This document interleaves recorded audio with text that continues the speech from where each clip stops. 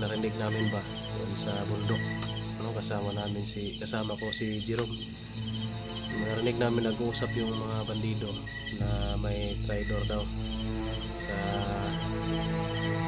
kasama ng mga grupo ng vlogger, no? So mga vlogger yun, basta may traitor daw, kaya mas mabilis na makasagap sila ng balita o mabilis sila makakuha ng impormasyon, kaya hindi natin sila na-plan. At kadalasan tayo pa yung na tawag dyan, na ambush, no?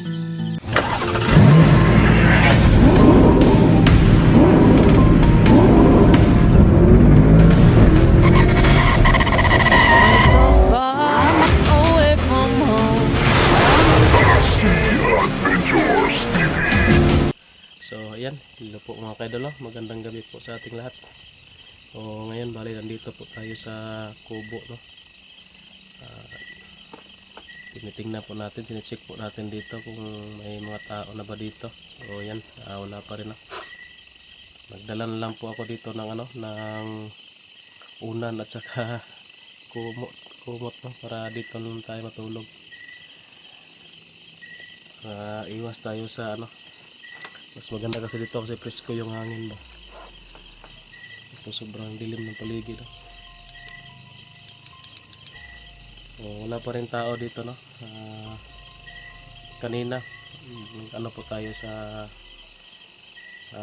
punso ni Arilipos, pumunta po tayo doon.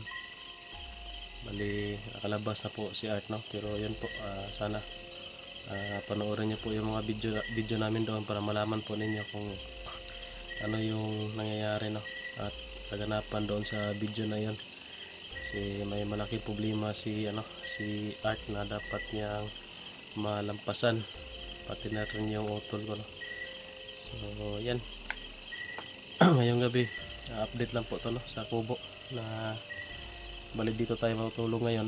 Yan, naka-caster na,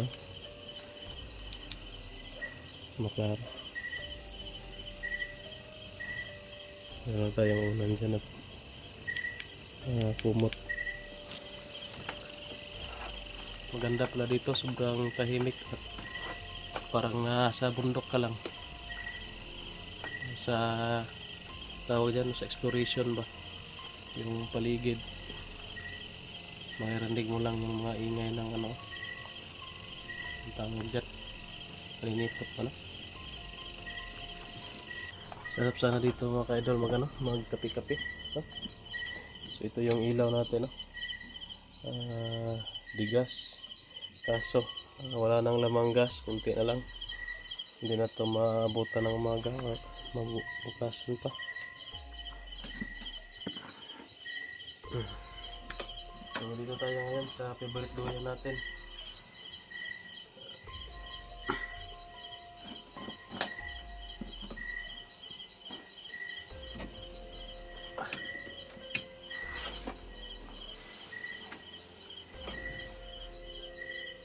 So presko yung hangin dito, pero pinagpawisan pa rin tayo.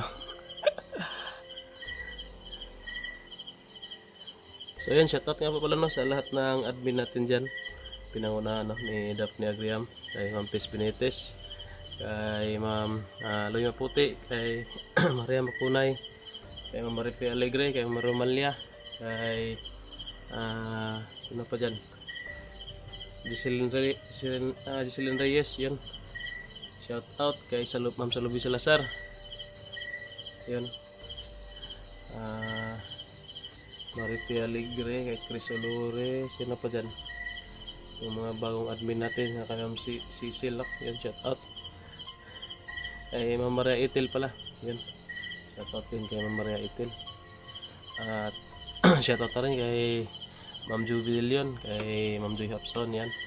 Kay Ate Dailin Joy, yun, shoutout. Kay Tita Glors, Nanay Mama Selly, yun, kay Nanay Tess, kay sino pa dyan, at Okay, may Vicente pala, shoutout no. Kalimutan natin. So yun, sa mga nakapanood po no, ng video namin doon sa exploration namin ah, kay Art, sa pagkuha namin no, kay Art. Binisita lang sana namin pero yun, okay na pala siya, gumaling na pala. Pero sige, sabihin na lang natin kasi napanood na niya, baka bukas pa to ma-upload no, yung ma-upload. Meron kasi akong upload ngayon, nag-loading pa ba? Nag-upload pa, processing pa yung sa kay Art.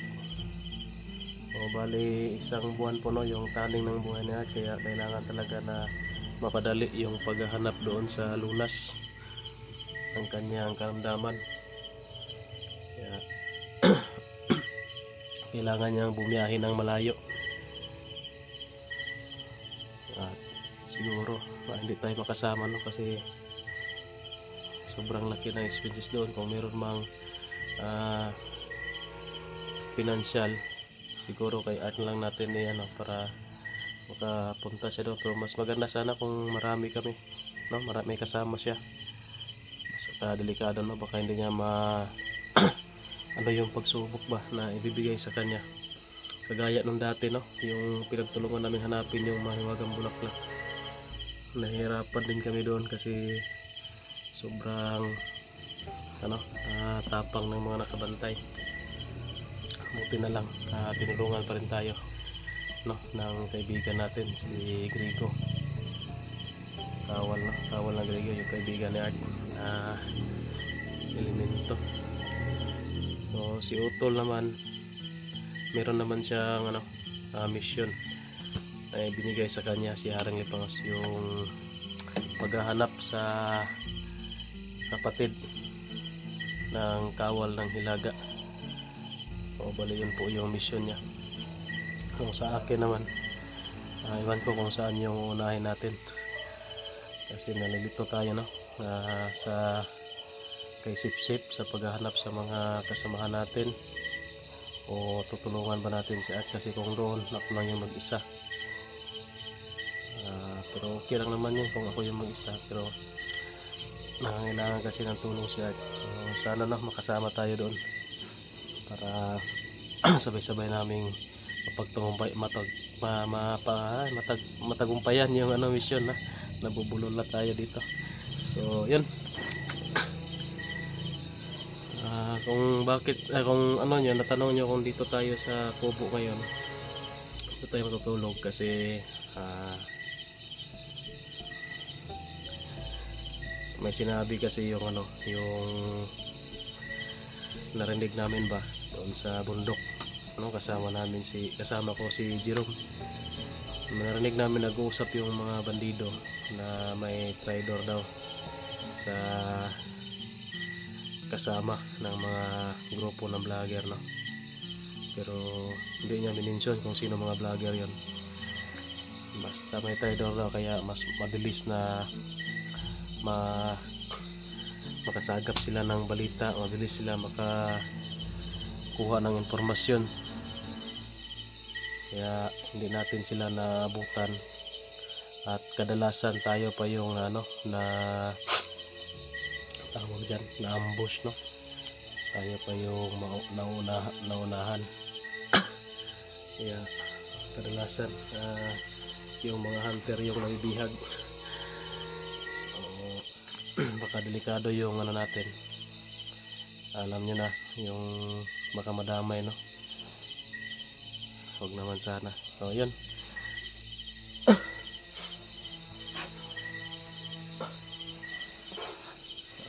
sarap sana nito magkape kaso wala tayo no?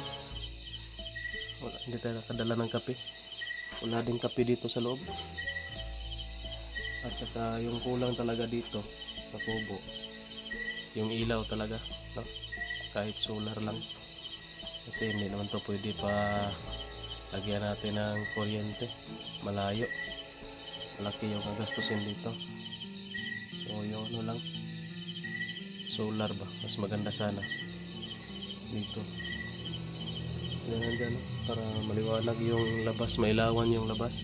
Kasi yung labas yun, madilim.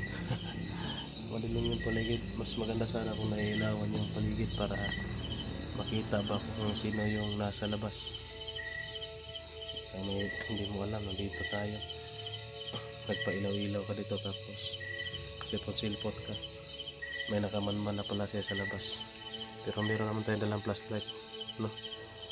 Pwede natin flashlightan yung labas. Baka may ano na, papasok na. May nagmamanman na. So yung ano rin ko rin dito is magmanman din ako dito, no? So bali yung sitwasyon natin ngayon, kung sila nagmamanman, tayo din nagmamanman. Yan, so makaano lang, unahan lang.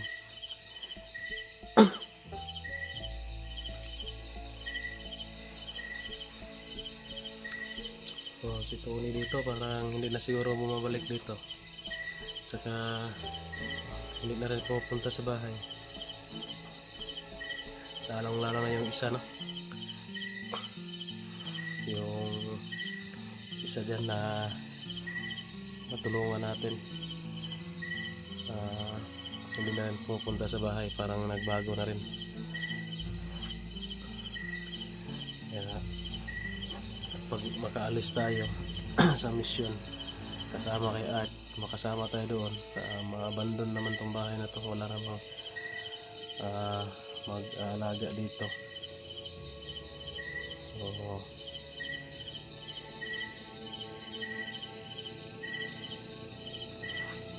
ano naman to, anong tawag dyan, aanayain ba? Pero anuhan ko to ng ano, paapuyan ko to, pauusukan. Siguro mamayang umaga, no, pagka umaga magpapausok tayo dito para alis yung ano, yung mga anay. Pero wala pa naman, no, matibay yung ano, yung kahoy natin dito, hindi madaling anayin.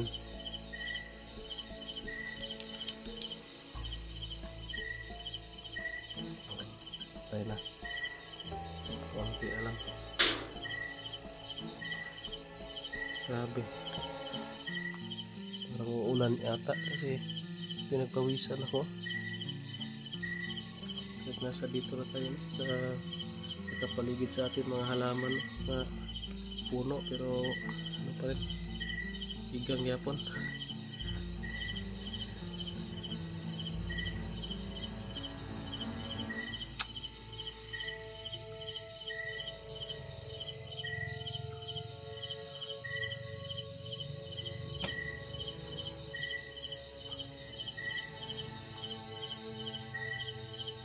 So yan guys, anong oras na ba?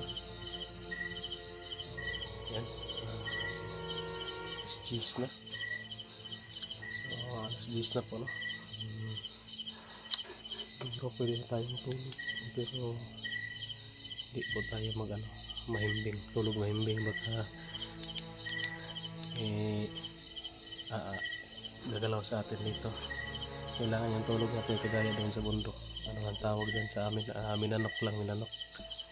Or gamitin natin yung pagka dati natin na trabaho, yung gwardya, yung gamay lang kasikas matadayon ba, no?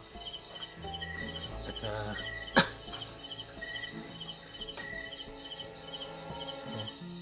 tahimik naman. Pasok na tayo sa loob.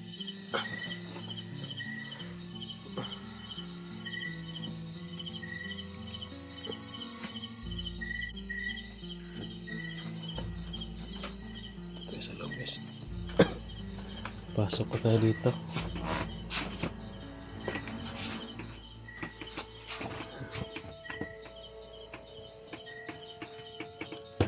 Lagay lang muna natin yan dyan.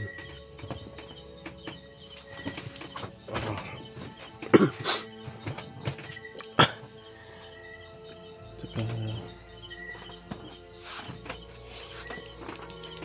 isarado lang natin yung bintana.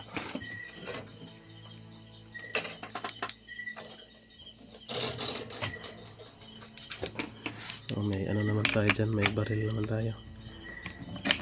Saka sakali lang na lulusob dito, may baril naman tayo. At saka meron din tayong itak dito sa loob.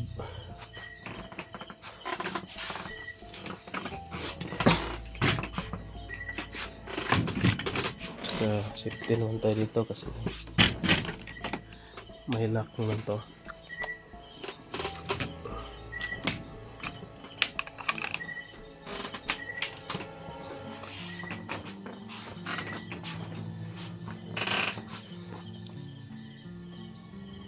Yan, may flashlight na.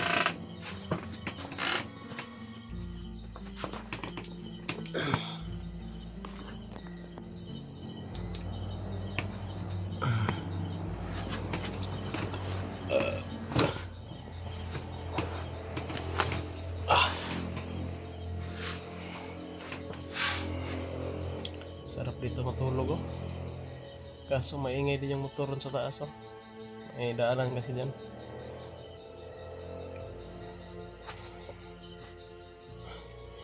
So yan po mga kaidol no. Ito po yung update natin dito. Hihintayin po natin si Tony dito, baka babalik. At saka si si Budoy at saka si Boy no, baka babalik dito. Kahit yung mga kaluluwa na lang nila, hintayin natin dito.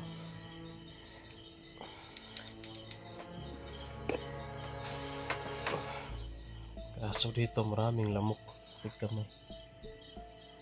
Hindi pa naman ako nakabili ng ng katol.